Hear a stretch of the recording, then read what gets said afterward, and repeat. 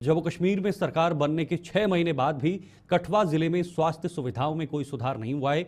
जिले के सभी 5 कम्युनिटी हेल्थ सेंटरों के अलावा एक ट्रामा सेंटर और जच्चा बच्चा अस्पताल में 70% विशेषज्ञ डॉक्टरों के पद खाली पड़े हुए हैं।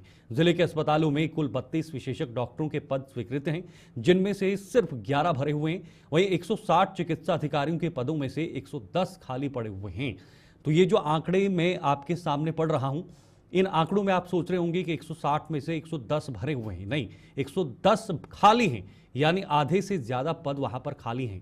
ऐसी कई जगह पर हैं जहां पर डॉक्टर्स नहीं है, जहां पर विशेषज्ञ नहीं है, जहां पर टेक्नीशियन नहीं है, जहां पर उपकरण नहीं है, यानी पूरे स्वास्थ्य की जो स्थिति है वो चरमराती हुई नजर आ रही है। और इसको खुद माना है जम्मू कश्मीर की जो स्वास्थ्य मंत्री हैं सकीना इत्तू, उन्होंने कई बार इस बात का जिक्र असेंबली तक किया है कि जो जम्मू कश्मीर की स्वास्थ्य व्यवस्था है वो पूरी तरीके से अभी भी सुधरी नहीं है, सुदृढ़ नहीं है। उसको लेकर कदम उठाए जा रहे हैं, लेकिन 6 महीने हो गए हैं, अभी तक कोई कदम इस ओर नहीं उठाए गए हैं। और कठुआ के लोगों को अभी भी इन समस्याओं से जूझना पड़ रहा है, इन समस्याओं से झेलना पड़ रहा है। और आखिर कब तक ऐसे उन्हें जूझना पड़ेगा ये देखना होगा। रंजीव मेहता कठुआ से संवाददाता हमारे साथ ज्वाइन हुए हैं। रंजीव, जो स्वास्थ्य सुविधाएं हैं जम्मू कश्मीर की, ना सिर्फ कठुआ बल्कि पूरे जम्मू कश्मीर की चरमराई हुई हैं। ठीक है, केंद्र सरकार की तरफ से एम्स को बनाया गया जम्मू कश्मीर के अंदर, ये बड़ी सौगात दी जम्मू के अंदर, लेकिन कुछ ऐसी जीएमसीज हैं या कुछ ऐसे अस्पताल हैं, कुछ ऐसे छोटे छोटे सेंटर्स हैं जहां पर अभी भी डॉक्टरों की भारी कमी है, जिसकी पूर्ति नहीं हो पा रही है। बिल्कुल शीतल, आपने कहा कि जम्मू कश्मीर की बात करूं तो स्वास्थ्य को लेकर यहाँ पर काफी अभी काम करना बाकी है। 6 महीने से सरकार भी वजूद में है, नई सरकार, उसके बावजूद भी लोगों ने हर जगह पर ये मांग उठाई है कि डॉक्टरों की काफी कमी है। कठुआ जिले की मैं बात करूं तो 6.25 लाख से अधिक आबादी है, ये 2011 के सेंसस के मुताबिक, जो कि मात्र एक जहाँ पर जो डॉक्टर के विशेषज्ञ डॉक्टर हैं वो 32 पोस्टें हैं पूरे जिले के जो सीएचसी हैं।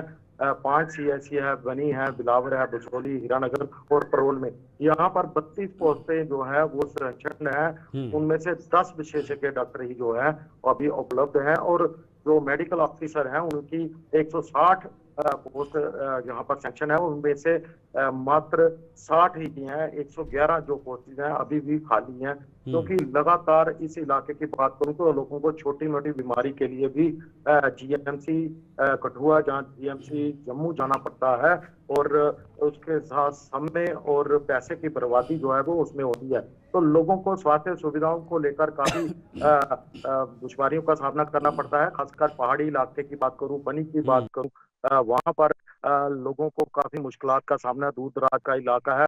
अगर विशेषज्ञ डॉक्टर वहां पर मौजूद नहीं होंगे समय पर तो लोगों की जान जो है वो जोखिम में रहती है। कई बार लोगों को रेफर करना पड़ता है, जिसमें घंटों व्यर्थ हो जाते हैं। एक मरीज की स्वास्थ्य पर उसका असर देखा जाता है, क्योंकि जब भी बड़े अस्पताल में पहुंचते हैं तो डॉक्टरों का कहना होता है काफी देर हो चुकी है। तो इस तरह से वहां पर जितने भी डॉक्टर हैं वो उनके पद भरे जाने चाहिए। लोगों की मांग हमेशा से रही है। बिल्कुल रंजीव, आपने एक बात का जिक्र किया कि जम्मू की तरफ रेफर किया जाता है, जम्मू जेएमसी की तरफ रेफर किया जाता है, जिस वजह से ये फैसिलिटीज ना होने से जम्मू के जेएमसी पर या जम्मू के अन्य अस्पतालों पर दबाव भी पड़ता है, प्रेशर भी पड़ता है।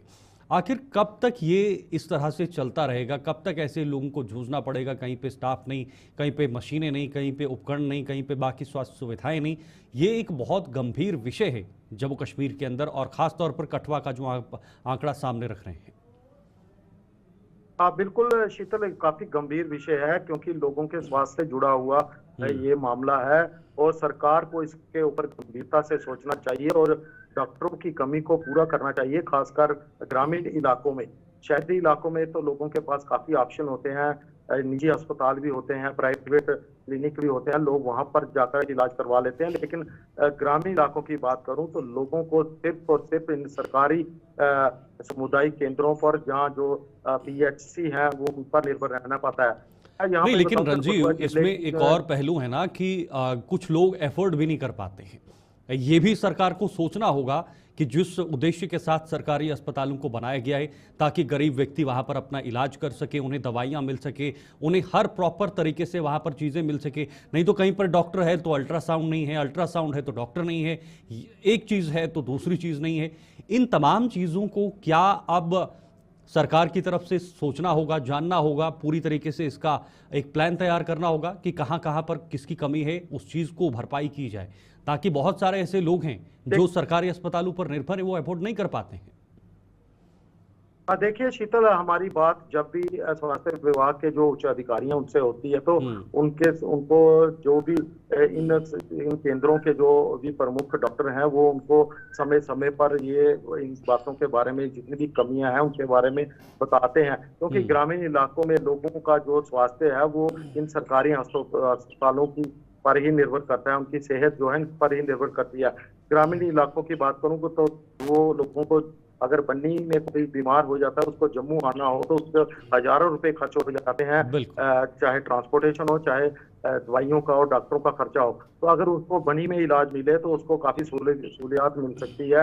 इस तरह अन्य जो केंद्र है जो कठुआ जिले के, वहां पर भी डॉक्टर उपलब्ध नहीं है। 49 PHC हैं पूरे जिले में, जहां पर जो है 95% PHC जो है वो फार्मासिस्ट के भरोसे पे चल रही हैं और जिसके चलते वहां पर बेहतर इलाज नहीं हो पाता और लोगों को मजबूरन शहरों की तरफ रुख करना पड़ता है और महंगी दवाइयों के साथ साथ महंगे इलाज में पैसे जो है वो खर्च करने पड़ते हैं, जो उनके लिए काफी मुश्किल भरा होता है, क्योंकि ग्रामीण इलाकों में लोगों की इनकम जो है वो काफी मुनासिब होती है, जिसके चलते उनको काफी दुश्वारियों का सामना करना पड़ता है। ठीक है रंजीव, बहुत बहुत शुक्रिया, बहुत बहुत धन्यवाद आपका, हमारे साथ जानकारी आपने साझा की। लेकिन ये बहुत बड़ी समस्या है पूरे जम्मू कश्मीर के लिए, और जम्मू कश्मीर की सरकारें आती हैं, इस पर बयानबाजी होती है, इस पर वादे किए जाते हैं, आपके सरकारी अस्पतालों का जो तंत्र है उसको ठीक करेंगे, व्यवस्थाओं को ठीक करेंगे,